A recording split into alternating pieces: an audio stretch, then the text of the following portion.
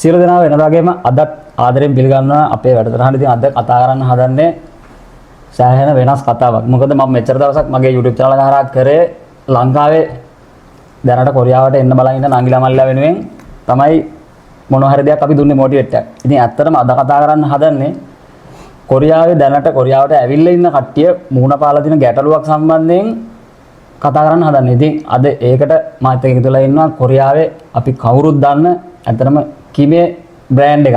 ඉතින් මම කියනට වඩා මම අයියා ගැන පොඩි හැඳින්වීමක් කරන්න ගන්න. ඉතින් අයියේ චුට්ටි හැඳින්වීමක් අපි කරමු වීඩියෝ එක බලන කට්ටියට. ඔව්.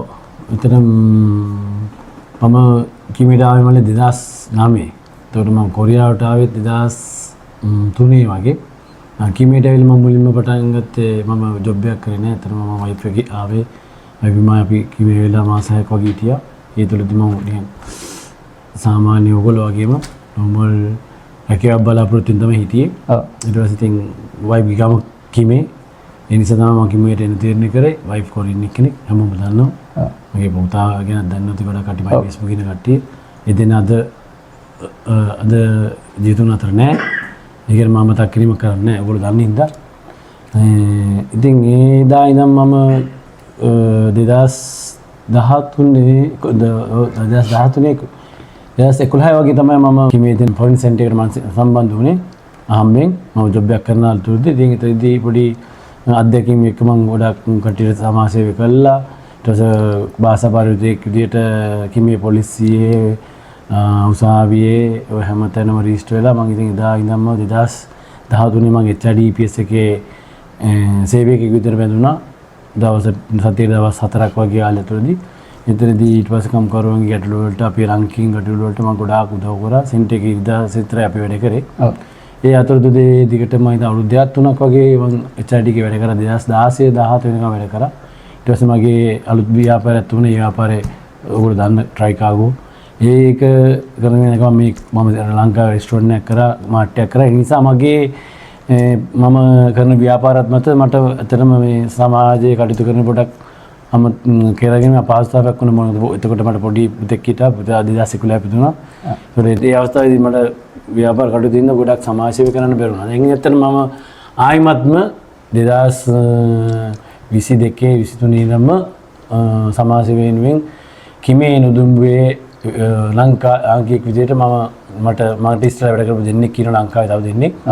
ඒ දෙන්නගේ මාර්ගෙන් ඒගොල්ලෝ කරගෙන යනකොට ඒගොල්ලන්ට කරගෙන අවුත්ලා ඒගොල්ලන්ගේ රැකියාවල් හැම වෙලාවෙම ඒගොල්ලෝ සේවිං අයින් වුණාට පස්සේ මම ඒක බාරගත්තා. ඒ තුරදී මම නොදුම්බට ඇවිල්ලා නොදුම්බෙන් ඔය සේවය කරන්න ගන්න තුරදී ආයෙමත් මම HRDPS එකේ මේ ළඟදී 2025 ආයතන සේවයට බැඳුණා. ඔව්. ඉතින් ඔන්න ඔය විදිහට තමයි රෝහන් අයගේ කතාව. ඉතින් ඇත්තටම කවුරුත් දන්නවා මම දන්න තරමින් මුළු කොරියාවම දන්නවා. කොරියාවට ඇවිල්ලා ඉන්න කොල්ලෝ කෙල්ලෝ හැමෝම දන්නවා කිමේ රෝහන් කියපුවම දන්නේ නැති කෙනෙක් නැහැ. ඉතින් ඇත්තටම කොරියාවේ බ්‍රෑන්ඩ් එකක් හදන්න හැමෝටම බෑ. චරිත වෙන්න පුළුවන් වුණාට බ්‍රෑන්ඩ් එකක් වෙන්න පුළුවන් නේ පුංචි දෙන්නෙකුට. ඉතින් ඇත්තටම කිමේ රෝහන් කියපුවම මම දන්න තරමින් අද ඊයේ එන කොල්ලෝ බව දන්නවා. ඉතින් ඇත්තටම මේ දවස්වල ලොකු කතාබහකට ලක් වෙලා තියෙන ප්‍රශ්නයක් ගැන කතා කරන්න තමයි මම මේ වීඩියෝ එකට අයියෝ සම්බන්ධ කරගත්තේ. ඉතින් මේ දවස්වල ඇත්තටම ගොඩක් කට්ටිය ජොබ් නැතුව එළියේ ඉන්නවා. ඒ කියන්නේ ජොබ් එකක් නැතුව කම්පැනි මාරු කරලා කම්පැනි වලින් අයින් වෙලා එළියේ ඉන්නවා අයියේ. ඉතින් ඒගොල්ලන්ට ඇත්තටම දැන් හැම පළාතකම ජොබ් අඩුයි. දැන් කොරියාවේ ආර්ථිකය කඩා වැටීමත් එක්ක ජොබ් අඩු වුණා. එතකොට දැන් ඇත්තටම අයියා ඔයා මාර්නිස්තර ජොබ් දෙනවද? ඇත්ත කතාව මේක දැන් ගොඩාක් කට්ටිය මල්ලි මම දැනගෙන මම එදා HRDPS එකේ සෙමිනාර් එකට ගිහිල්ලා තේජෝ වෙලා 28 29 අපි හිටියේ. ඒ අවස්ථාවේ මට කෝල් එකක් මට මගේ හිතවත් යොහන් මාතර කෝල් එකක් කළා. ඔයාගෙන් අහලා තිනවා යොහන් කියන මම නෙවෙයි යොහන් කියන්නේ නුදුම වැඩ කරන මගේ හිතවතා. ඔයාට කතා කරන්න දැන් කතා කරන්න බෑ. පොඩ්ඩක් රැවිලා කතා කරන්න කියලා තමයි කියලා තියෙන්නේ. මොකද මම ඒ වෙලාවේ සෙමිනාර් එකේ අපි එදා දවසේ දැනුවත් වීමකට ගිහිල්ලා හිටියා.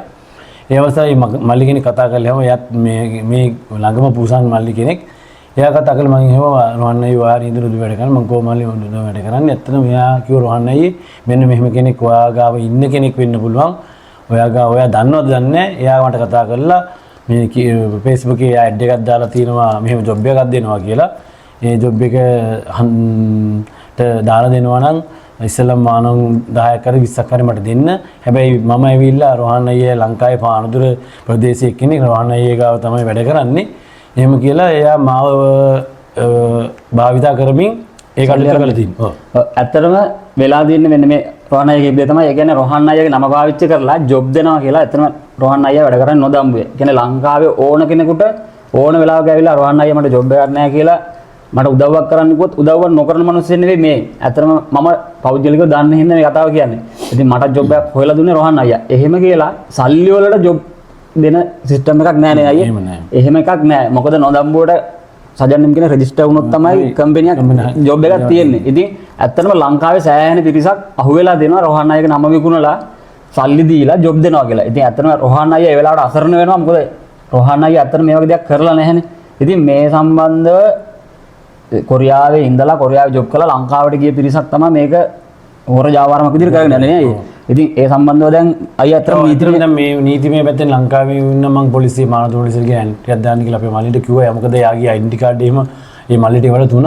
එයා ඊට පස්සේ ලංකා මුදලේ මෙහි මුදලින් දාලා තින්නේ එයාගේ account එකට. ඊට පස්සේ බලනකොට එයා account එකට දැම්මට පස්සේ ඒ account එකෙන් එයා මේ WhatsApp හරහා තමයි භාවිත කරලා තියෙන්නේ. WhatsApp එකෙන් අහනකොට මල්ලියා මේ ගොඩ කියලා තියෙනවා අපි ජොබ් එක හැර දෙන්න මෙහෙම ප්ලාස්ටික් කම්පැනියක් මට දාන්න කියලා. ඊට පස්සේ කෝල් කරනකොට ආන්සර් කළා නැහැ. ඊට පස්සේ එයා මැසේජ් එකක් දාලා මගේ ළමයාට අසනීපයි මට කෝල් එකක් ගන්න බෑ කියලා. ඉතින් අතන මගේ නම තමයි ගොඩක් කියලා භාවිතා කරලා තියෙන්නේ. මම විසින් එයාට ජොබ් එකක් හඳුනා දීලා සල්ලි ගන්න කියලා. බලලා හොයනකොට එහෙම කෙනෙක් නෑ ලංකාවෙත් අපි හොයලා බැලුවා. ඒ දීලා තියෙන ID කාඩ් නම්බර් නම ඒවා ඔක්කොම බොරු. මේ account number නේ හරි account number එක අපි check කරලා බලනකොට ඒකට ගොඩක් කට්ටිය සල්ලි දාලා තිනවා මේ විදිහේ වංචාව විදියට. දැන්ටත් ඒක කරගෙන මල්ලි කියන්නේ මට වීඩියෝ එකක් තියලා තුනා. එයා කතා කරන දේවල් මම ඒක ඔක්කොම තියෙනවා. ඔව්.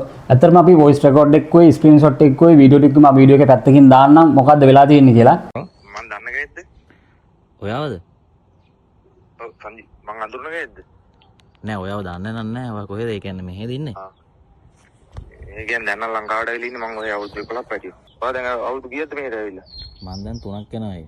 අයියා දැන් කොහෙද ඉන්නේ? මෙහෙ කියන්නේ මේ කොරියාවද ඉන්නේ නැත්නම්? නෑ පැටියෝ මම අවුරුදු 13ක් කොහේ ලංකාවට ආව මේ දරුවෝ ලෙඩ වෙලා. දරුවෝ ලෙඩ වෙලාද? ඔව් දරුවෝ ලෙඩ වෙලා. දැන් අරක සෙට් කරලා දෙන්න නැගි පැටියෝ ඉතින් මාන විශ්වත් ගන්නවා. හරිද? මේක ඔය සානක අයියා කිමේ රෝහන් අයියා කියලා කට්ටිය තමයි ජොබ් එක සෙට් කරන්නේ. කම්පැනි බාන්න කියන්නේ හෙට එකයි යනවා අපි. හරිද? ඔය මාන් 10 ඉස්සෙල්ලා ගන්න මොකක් කරන්න නෙවෙයි කම්පැනියට එකයි යා ගියාට පස්සේ එතන ඉන්න කොල්ල සෙට් කරගෙන උන් ලංකාවේ දෙන්න 3 දෙනෙක් කරන් අඩියක් ගස්සවන්න ගිහිල්ලා උන් ඒ සල්ලි දෙනවා. නැද්ද කම්පැනි කොහෙද අටෙක් කොහෙද තියෙන්නේ? ඉතින් ඇත්තටම කොරියාව ඇතුළේ ඉන්න නංගිලා මල්ලාට අයියලා අක්කාට හැමෝටම කියන්න දෙන්නේ. හැමෝම ජොබ් එකක් නැතුනහම අසරණ වෙනවා. අපි දන්නවා ඒක ඇත්තටම අය එළියට බැස්සන් පස්සේ අසරණ නැයිනේ. ඉන්න යාළුවෝ ඔය කියන තරම් යාළුවෝ කවුරුත් නැහැ එළියට බැස්සාම Taman තනි වෙනවා.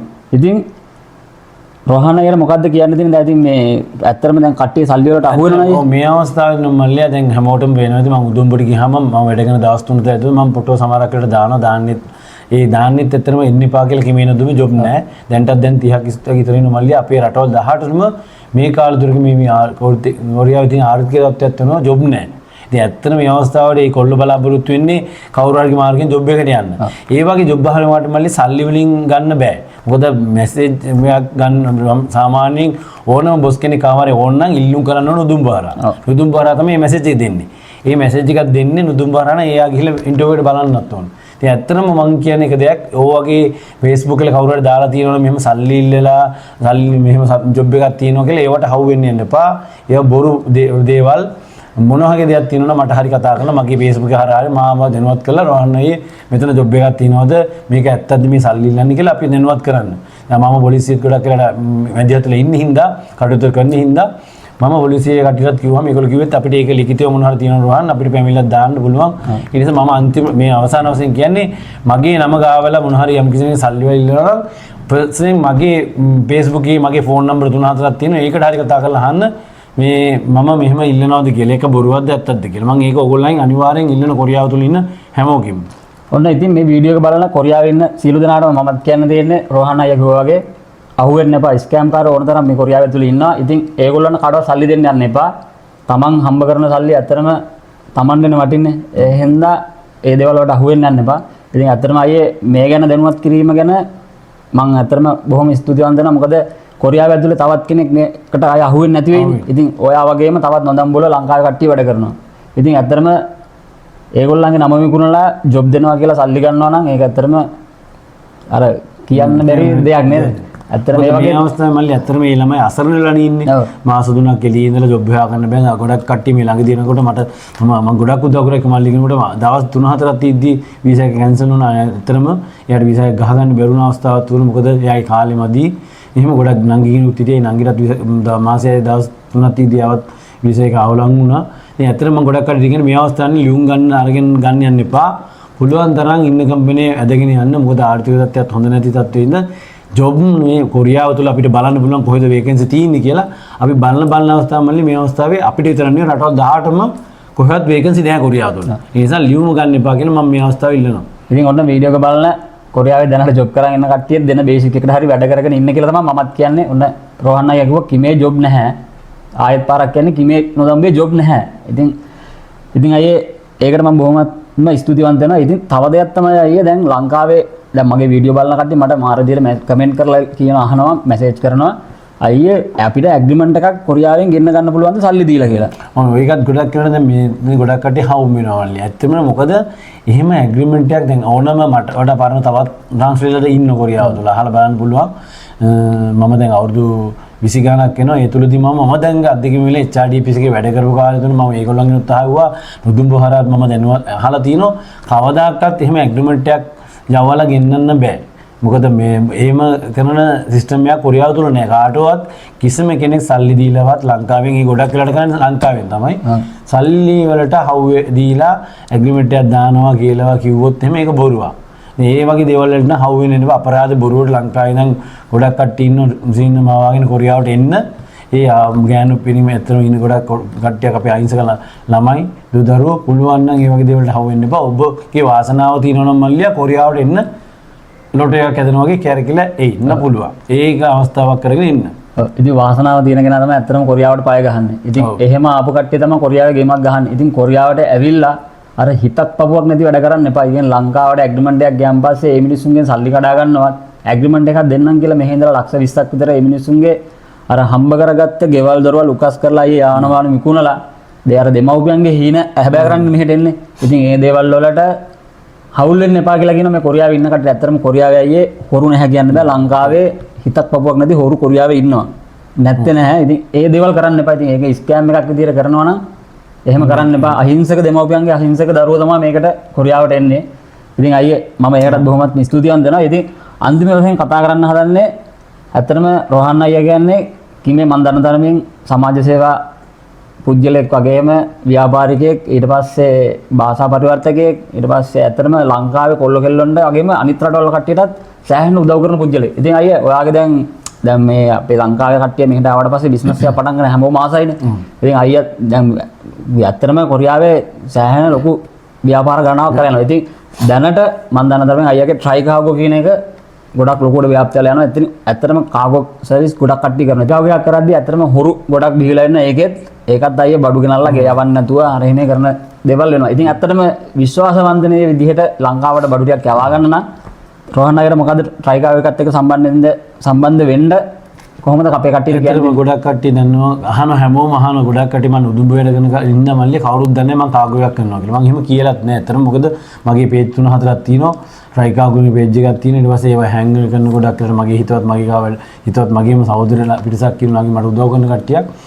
ඒ කට්ටිය මං ඉදා ඉඳන් මගෙත් එක්ක ආශ්‍රයපු කට්ටිය මට උදව් කරපු කට්ටිය මමත් සහෝදරයෝ වගේ සලකනවා. ඒ අයගේ ෆෝන් නම්බර මම දාලා තිනවා.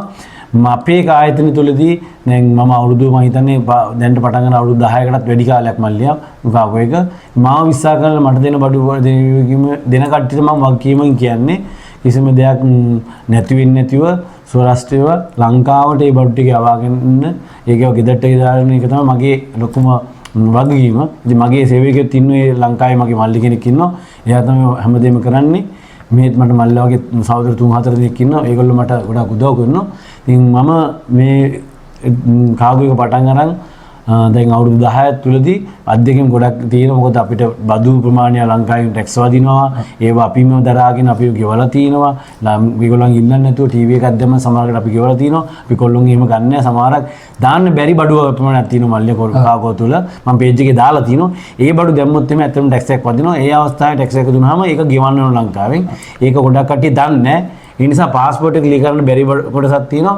පාස්පෝර්ට් එකට ක්ලියර් කරන්න පුළුවන් කොටසක් තියෙනවා. ඒක අපි පේජ් එකේ දැන් ඉන්න හැමතිස්සෙම දාලා තියෙන්නේ. මගේ ට්‍රයිකාව පේජ් එකේ තියෙනවා. ට්‍රයිකාව මේ නිකම් නෝමල් මේ Facebook එකේ තියෙනවා. මගේ කිමිය රෝහන් කියලා Facebook එකක් තියෙනවා. ඕවත් බලලා ඕනෙ කෙනෙකුට චෙක් කරගන්න පුළුවන්. ඉතින් ඔන්න විශ්වාසවන්ත විදියට ලංකාවට තමන්ගේ ආදරණීයන්ට බඩු ටිකක් යවන්න ඕන නම් තෑගි පාර්සලයක් යවන්න ඕන නම් ට්‍රයිකාගෝ කිමිය රෝහන් අයව සම්බන්ධ කරගන්න පේජ් 3-4ක්ම තියෙනවා. ඉතින් ට්‍රයිකාගෝ කියලා ගැහුවට පස්සේ රෝහන් අයගේ පේජ් එක තමයි වෙනන්නේ. ඊට අමතරව මම ෆෝන් නම්බර් එක දාලා තියන්න ඕන්ලාක රෝහන් අයව සම්බන්ධ කරගන්න පුළුවන්. ඉතින් ඇත්තටම රෝහන් අයියේ මේ රාජකාරී බහුල වෙලාවක මයිත් එක මේ වගේ ඉන්ටර්වයුව එකකින් ඇත්තටම මේ වීඩියෝ එක මම බලාපොරොත්තු වෙන්නේ මේ කොරියාවේ ඉන්න කට්ටියට සහ ලංකාවේ දැනට එන්න බලන් ඉන්න සියලුම දෙනාට මේක මම හිතනවා වැදගත් වෙයි කියලා. ඉතින් ඔයාගේ කාලෙන් අපිට පුංචි කාලයක් දුන්නාට බොහොම ස්තුතියි. මම කියන බොහොම ස්තුතියි මටත් කාලේ දීලා මේ වගේ ඉන්ටර්විව් එකට අලුතෙන් පටන් ගත්ත YouTube එකක් මට අවස්ථාව දීලා මොනවන්නේ අපි මේ පොඩක් ඉන්ටර්විව් එකක් කරමු කියලා අවස්ථාව ලබා දුන්නාට මමත් ඔයාලට ස්තුති කරනවා.